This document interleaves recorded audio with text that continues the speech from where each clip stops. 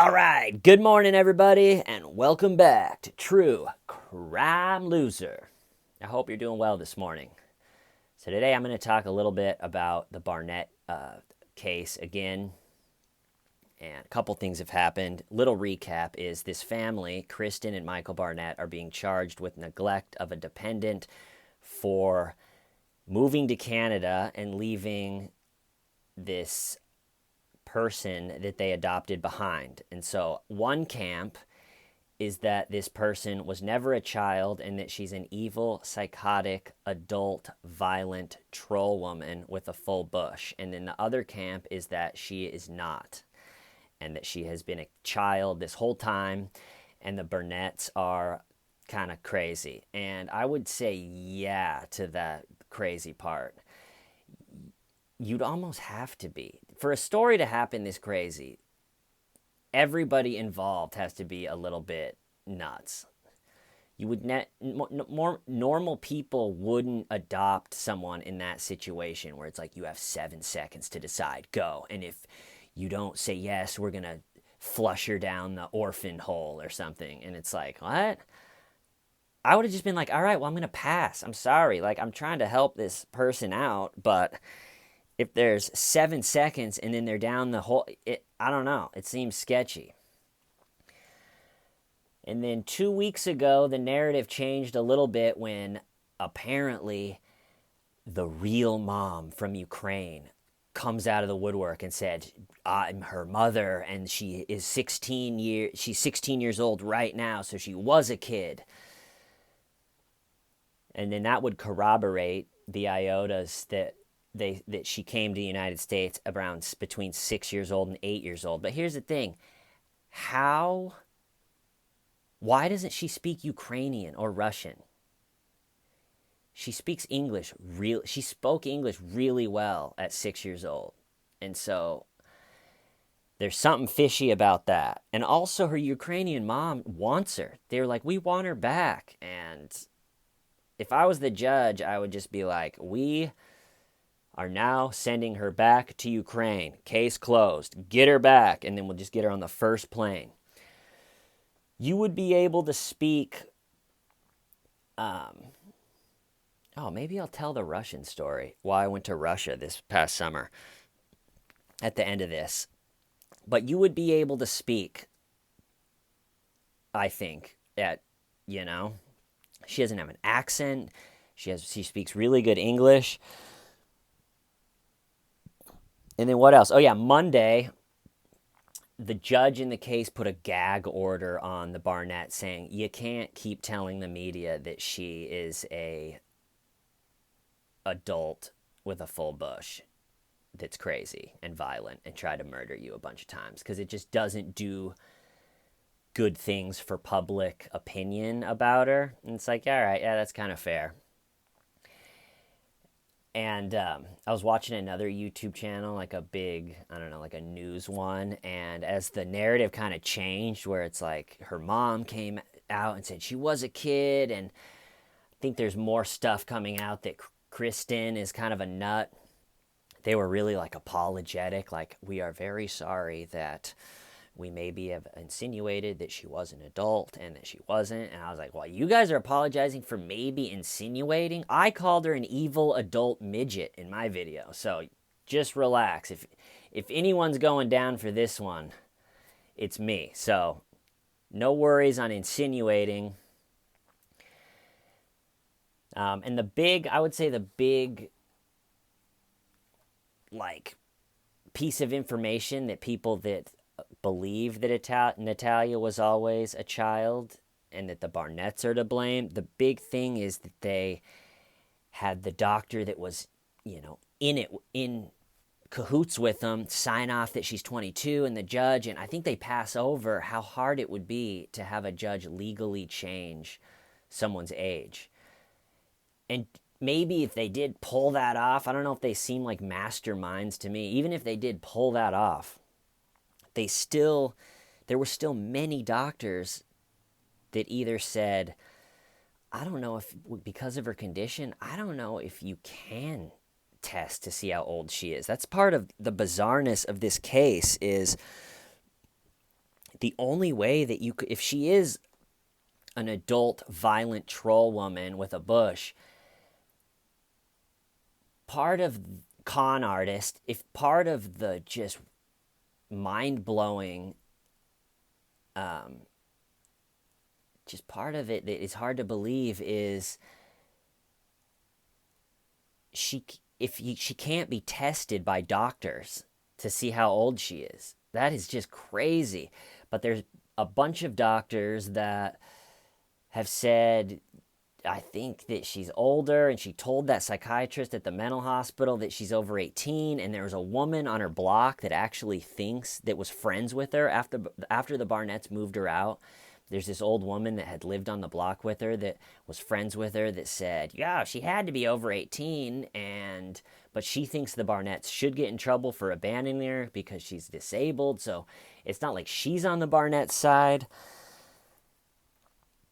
It's just a nutty case. Totally crazy. But, yeah, I'll keep you posted. The Barnetts won't be doing any more interviews about her, so... and then, so I was reading reviews of Kristen Barnett's book. She wrote The Spark. What's it called? The Spark, A Mother's Story of Nurturing Genius.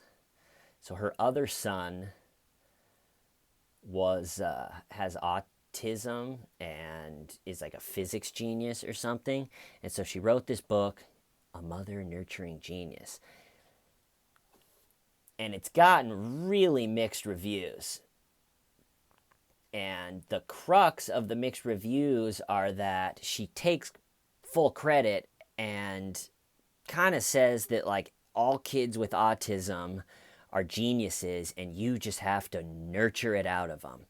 And just because of her unique ability to find it and to cultivate his genius, he was able to, blossom into this physics god or something. And so this is part of one review. Like many others, I have had this book recommended to me frequently since my youngest child was diagnosed with an autism spectrum disorder.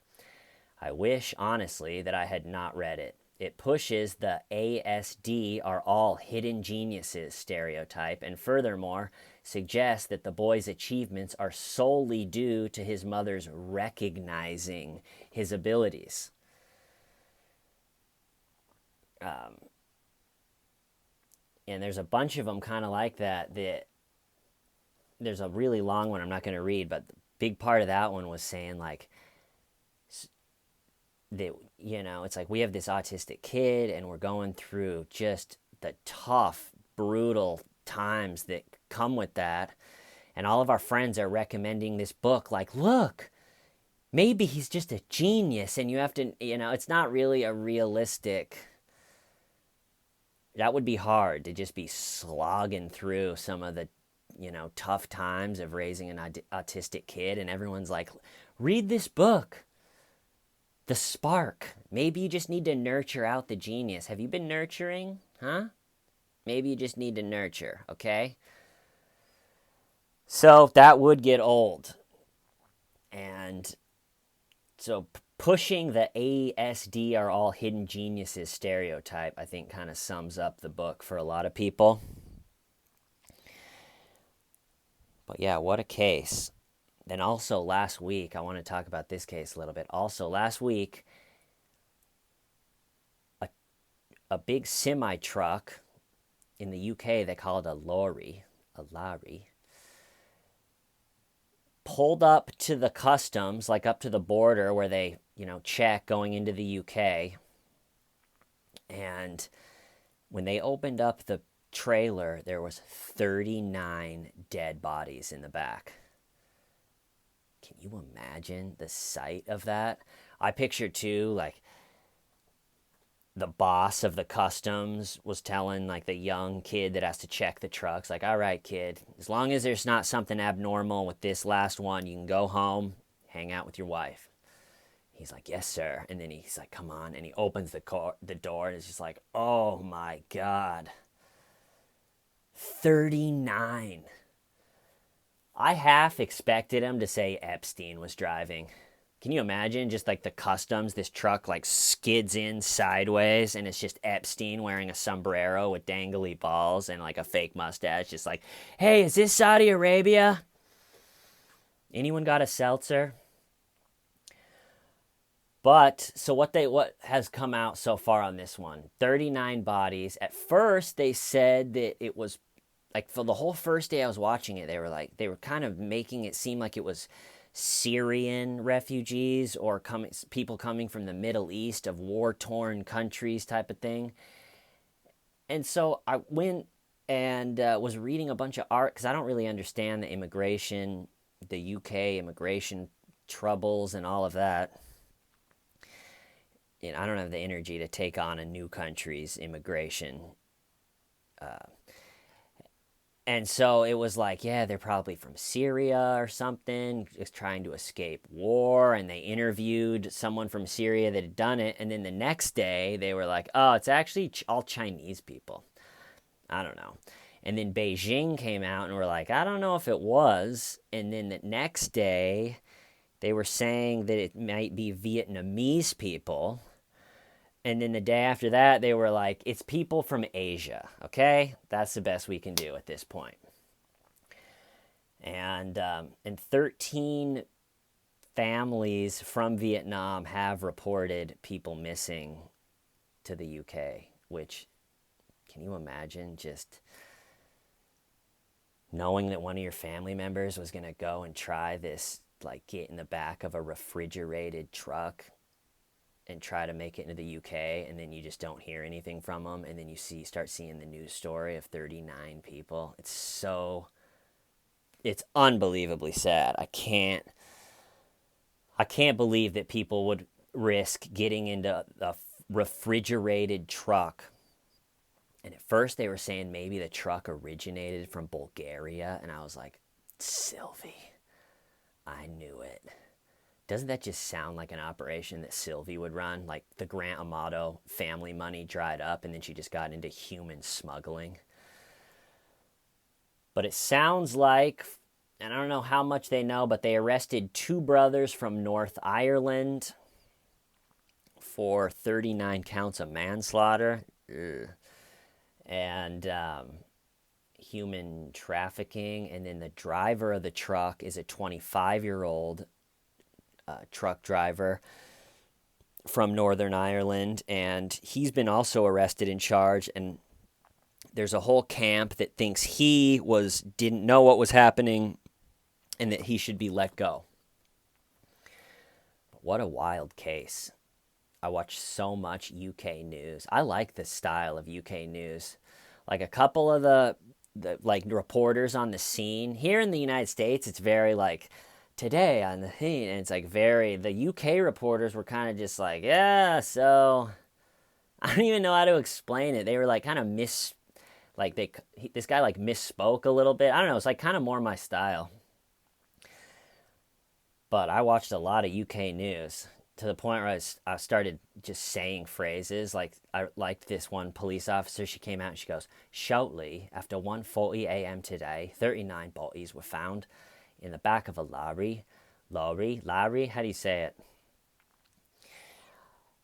So yeah, that's a sad one. But all right, maybe I'll end today with saying or telling a story why I went to Russia this summer, and it kind of ties into why I think that Natalia would be able to speak Ukrainian. And so my girlfriend was born in Moscow, and they immigrated to the United States when she was 4. First they moved to Italy while all the paperwork was going through, and then they moved here. And her dad is 80 something, and just like a lot of immigrants, he is totally against immigration now. And so the reason they immigrated is her grandfather, her father's father, was killed in 1935 by Stalin's guys for, I'm pretty sure, sending a letter to a friend criticizing Stalin a little bit, and then that friend ratted him out. And then he was arrested and tried and convicted and executed all in like one day or a couple days. So crazy. It wasn't even 100 years ago if you think about it. So crazy times. But anyway, so you could see why her dad, wanted to leave. And so they came here when she was 4 years old and have lived here since. And she, coming here as a 4-year-old, so 2 years before Natalia, to this day speaks perfect Russian. Fluent. She gets compliments on it. So even if, say, Natalia wasn't as good at languages as my girlfriend, she still would probably speak something.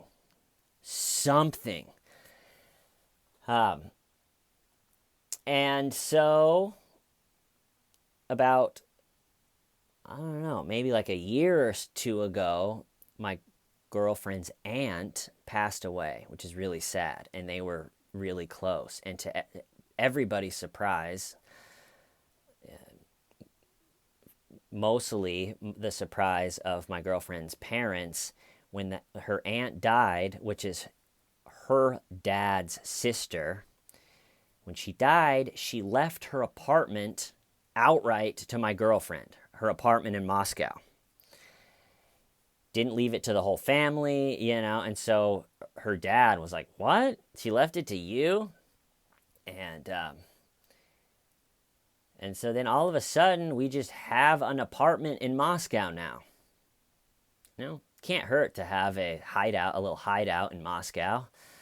Can you imagine if I was running for politics in the United States? They'd be like, he literally has an apartment in Russia. And I'd just be like, fuck all you guys.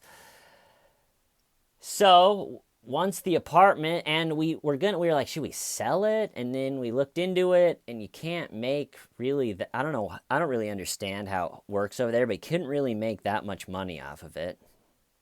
So we're like, let's just keep it. Just have an apartment in Moscow. And even though my girlfriend had gone 2 summers ago to do the paperwork to sign the apartment over to herself and to clean it out and stuff, she didn't really want to go to Russia again last summer. But we were kind of like, do you want to just go? I'd never been there, and we were like, do you want to go and stay in the Russia apartment? And then we were telling a couple of her college friends, like, yeah, we're gonna go to Russia. Like, we got this apartment now. It's kind of crazy. And they were like, can we come? And my girlfriend was like, yeah, sure. And I was like, wait, what? They're coming? But it turned out to be a fun trip. And just nothing that crazy happened. I think that's why I haven't told the story yet, because it just was sort of an uneventful trip in a good way. But to get the visa, I had to go to the Russian visa office here in New York, and it's right down by Madison Square Garden. And so I got off the train, and it was raining. It's a really crowded touristy area, so every stoplight, there's 40 people waiting to cross the street. And then I, finally get there, and it was wet. It's in this weird building. It's like, what is in this building? And you go up to the floor, and I open the door of the visa office, and there's just 4 windows, each with a unbelievably gorgeous Russian woman with a high ponytail and a dress, just all sitting there. So I burst into the thing all wet, and there's just these 4 hot Russians, and I was like, hello. And so it was payment and appointment and walk-in. So I went into the walk-in one. I got my Russian visa, and then it was kind of a tough trip for me because I'm not a great sleeper anyway. And so I mentally prepared for to not sleep at all on the plane, and then not sleep at all the first night. And that was the case. So I didn't sleep at all on the plane, and then the first night I just laid awake 100% the whole night. And then the second night in Moscow, I slept pretty good. So I was like, okay, I'm over the jet lag. Here we go. And then the third night, I just stayed up again. And I got to some mental lows during that night of just staying up and just being so tired. and that morning I was just depressed. It was just like, what am I doing here?